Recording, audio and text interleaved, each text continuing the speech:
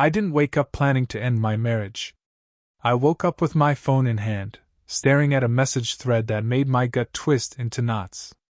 There it was, Emma's WhatsApp group. Boss babes. Loaded with screenshots she hadn't bothered to log out of. In that instant, I saw exactly how she and her friends talked about me, as if I were a joke. A punchline in their endless banter. I'd been raised to believe that a man's honor and word were everything. My old man, a retired army sergeant, drilled into me that you teach people how to treat you. If you let them step on you once, they'll do it forever. So I sat there on the edge of the bed, phone in hand, feeling like everything I'd built, my career, my home, my sense of self-respect, was collapsing in real time. I thumbed through the chat. Vanessa. What did Jack get you for your birthday? Flowers? Dinner at home? LOL. Emma. Flowers, and he cooked dinner. Sweet, I guess. Stephanie. I wonder why you even married him, Em. You could have done better. Emma. I wonder that too, LOL. I felt heat rise in my chest, tightness in my jaw. My pulse spiked. Emma's replies weren't outright insults. They were worse, casual agreement, half-hearted defenses, offering my saving grace as financial planner, but in the tone you'd use to describe a pet. It was obvious she allowed it, even enjoyed it. She didn't just tolerate their digs, she endorsed them. I closed the laptop, slid off the bed, and paced into the kitchen. My head was buzzing. Breakfast sat untouched on the counter. The tingle in my neck from years of leaning over spreadsheets turned into a flicker of cold sweat. I ran my hand through my hair, thinking back to the day I met Emma, a stunning brunette with green eyes, smart as hell, and she seemed to like me for exactly who I was. 6 years, a house in a good neighborhood, trips to Mexico and the Bahamas, plans for kids, none of it felt real anymore. I met Emma at a friend's wedding. She was wearing this navy dress that made her eyes pop, and she laughed at my jokes. Like really laughed, not the polite chuckle you see people force out. I was working as a financial advisor then, entry level, hustling from 9 to 5, networking, cold calling, staying late. Standing at 6'2" with a broad build, thanks to my old man's genes and those bar shifts as a bouncer, I could hold my own if someone wanted a fight. But at that wedding, all I wanted was to get to know her. We struck up a conversation about her job at a cosmetics company and my attempts at a side hustle in sports nutrition consulting. She was sharp, direct, no games. 6 months later, I proposed on a rainy Friday evening at home, cooking her favorite pasta and asking between bites. The first year of marriage felt like a reward for all those late nights. We bought that house, took trips I'd saved for, and talked about kids. But the moment I first met her college friends at a fancy brunch, something shifted. They didn't like me from the jump. Their smiles felt brittle, their compliments flimsy. They sniffed the air like I was out of place. When one of them asked, "So, Jack, what is it you do again?" With that tone, like I'd just revealed I collected garbage, I knew I was unwelcome. I explained I was a financial advisor, helping high-net-worth clients manage investments. Their eyes glazed over like it was the dullest thing they'd ever heard. Then someone compared me to a hedge fund guy Emma had dated, and they all laughed. Emma just sat there, giggling along, never once cutting them off. I felt like I'd walked through a glass wall. Everyone could see how uncomfortable I was, and nobody cared. It wasn't one brunch. It was every dinner, every wine night, every laugh they shared at my expense.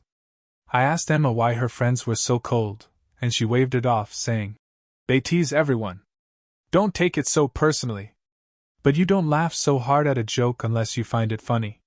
She wasn't defending me. She was absorbing their insults and agreeing that I deserved to be the butt of their humor. Over time, I stopped going with her.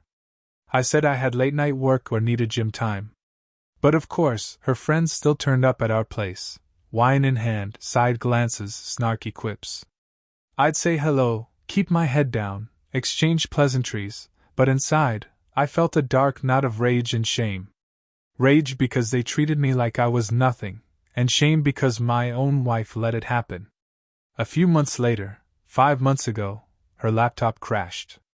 She borrowed mine and forgot to log out of WhatsApp. A few days later, I clicked the icon, planning to log her out, and her account synced. I hesitated, thumb hovering over log out. But a preview popped up, hundreds of messages in Boss Babes. My own name showed up in the previews enough times that I clicked in. And what I saw made bile rise in my throat. They weren't just poking fun, they were systematically dismantling everything I was. Vanessa posted bikini pics from Maui with her hedge fund husband, tagged Emma, and asked, "What did Jack do for you?" Emma's reply: "Flowers at home, sweet, I guess." As if that summed me up.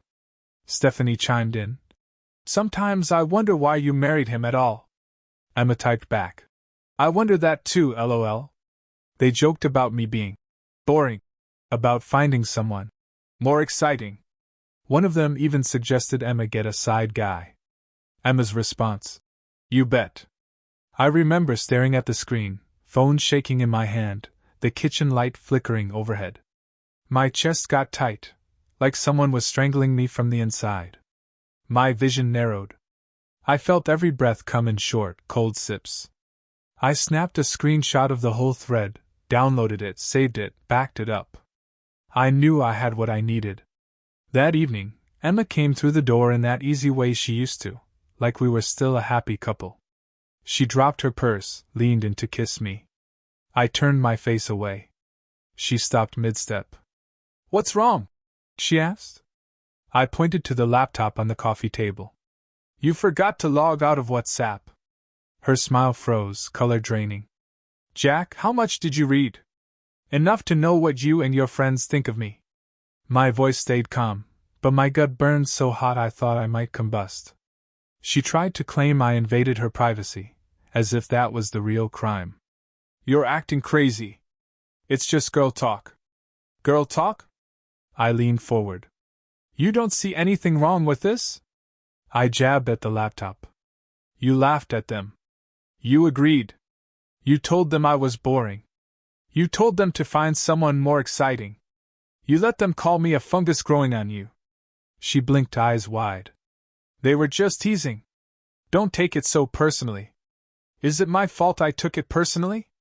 I thought you loved me." My jaw ached from clenching. "My father taught me respect is everything. You let your friends disrespect me, and you joined in. That's on you." She tried to backtrack, tears forming. "I love you. I didn't mean what I said. I don't need your excuses." I cut her off. "It's you or them. You cut them off now, or we're done." She hesitated. I saw the calculation in her eyes. "That's not reasonable. They're my best friends. I've known them since college." I took a breath, lining up my next words like the sights on a rifle. "If you can't choose me over people who tear me down, I can't live with you." I got my jacket and walked out. No yelling, no begging, just silence and the sound of the door clicking shut behind me. I spent the night in a hotel, spaced out until my mind cleared. In the days that followed, Emma tried every tactic: tears on my doorstep, defensive anger, guilt trips. She promised to talk to them, to tone it down. I told her talk was bullshit. If she cared, she'd cut them off. Simple. She refused. I refused to soften. My parents got involved. My mom called me, concerned. "Marriage takes work, Jack." My dad came down to talk sense into me. "Women vent to their friends. It's normal. You're overreacting." I listened, let them talk. Then I pulled out my laptop, showed my dad the chat. Watching him go from skepticism to shock to quiet anger felt like a dark, satisfying vindication. He put his hand on my shoulder and said, "I'd be proud of you if you walked away. I raised you to stand up for yourself." That was it. I didn't need their approval, but having my dad's tacit support meant I wasn't completely alone. We separated. Put the house on the market, split everything 50-50ths. No kids, so no custody fights, just lawyers and paperwork. Emma held on to a thin veneer of, "It's your loss," putting up posts about her freedom on Instagram, cocktails, rooftop bars, new guys. I saw the photos of her partying in Manhattan, surrounded by suited men. Mark, my friend, texted me a screenshot. Dude, she's really trying to make you jealous, huh? I stared at that staged smile, the forced pose. I felt nothing but pity. She looked like a hollow version of herself, desperate for attention. I threw myself into work and the gym. Dropped body fat from 22% to 14% in a few months. Started that sports nutrition business I'd been talking about for years. Used my finance background to build holistic wellness plans, financial and physical. My first big break, an NFL linebacker came to me after knee surgery, and my program got him back on the field 3 weeks early. Word spread. I quit my financial advising job a year ago and never looked back. Emma popped back into my orbit when she needed money or a place to stay. She was in the middle of IVF when we separated. I withdrew. She begged to keep trying, claimed her egg quality was prime. Asked to have the baby alone. I refused. The idea of creating a connection with her child, handing decades of potential pain to a kid born into a broken family. I didn't want any part of that. So I told her she could figure it out without me. Her parents called next, offered to absolve me of child support. I said no. I wanted no ties. And then the mutual friend told me Emma was checking my Instagram, liking my business achievements, leaving half-hearted, congrats, comments on my gym posts. My brother's wife, Megan, said, "Girl watches your every move." I laughed it off. Let her. I was better off without her. 6 months later, divorce finalized. Emma's Boss Babes group self-destructed. Vanessa's hedge fund husband got caught cheating on his assistant. Scandal went public, they split. Another friend's husband slipped around, another accusation. The group fell apart under its own drama. Emma, stripped of that friend network, ended up living with her parents again at 36, working an entry-level marketing job for half her old salary. She posted cryptic quotes about fake friends on Instagram, but mostly kept to herself. Meanwhile, I moved on. I met Olivia, former pro volleyball player turned physical therapist, through the sports nutrition business. She was 5'10", athletic, a genuine woman who respected me without agenda. We built a performance center downtown together. Within weeks, it was packed, combining her PT expertise with my nutrition plans, attracting athletes and weekend warriors alike. It's been 3 months since she moved in. No mind games. No belittling. Just two people pushing each other to be better. Emma found out. She showed up at my gym unannounced, tears in her eyes, pleading for a second chance. I looked at her, puffy eyes, hollowed-out expression, and felt nothing but peace. I said goodbye for the last time as Olivia shadowed me from the doorway, offering silent support. Emma turned and left, staring at the ground. I closed the door behind her and leaned against it. No bitterness, just relief. I still feel the physical toll that whole ordeal had on me. Nights of heart racing, appetite gone, tension in my shoulders that took weeks to shake off. At work, I was distracted, missed numbers for the first time in my career, and a teammate pulled me aside to ask if everything was okay. I just nodded and got back to it, because bottle it up and handle business is how I roll. My gym routine became my sanity. Every deadlift, every sprint, every protein shake a reminder I still controlled my life. Financially, I have my own place now. Olivia and I share costs fairly. She brings in her own income. I'd saved enough from the house sale to give me a cushion. I handle company finances, budgets, payroll, overhead. It's rewarding to protect our assets after losing so much trust. We even have a joint emergency fund in case things go sideways. I learned from having to split assets and sell our house mid-divorce. You don't assume anything will be there forever. My friends? They rallied around me. Mark and Dave, guys who've been through their own relationship shit, checked in. They kept me grounded, reminding me I wasn't crazy for wanting respect. We'd shoot the shit over beers, talk about how loyalty treads the line between commitment and self-destruction, how a man has to know when to fold them. Their perspective helped me recalibrate my trust. Next time, I'll watch early for signs a partner values outside opinions over mine. Professionally, I'm sharper.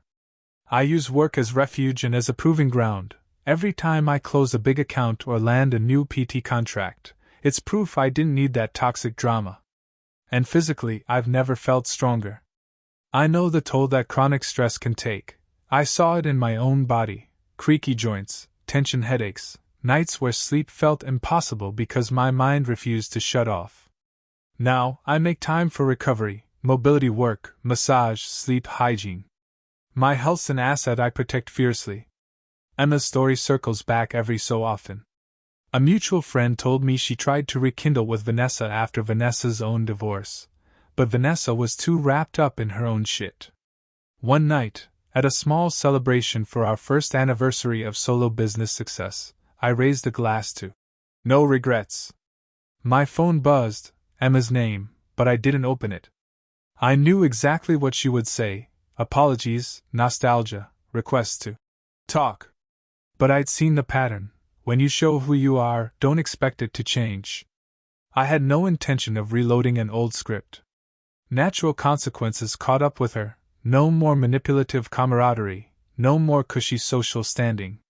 She lost the house, the status, and now works for half her old salary. Her identity was tied to people who dropped her. I could see her posts: rebuilding from the ashes, finding myself again.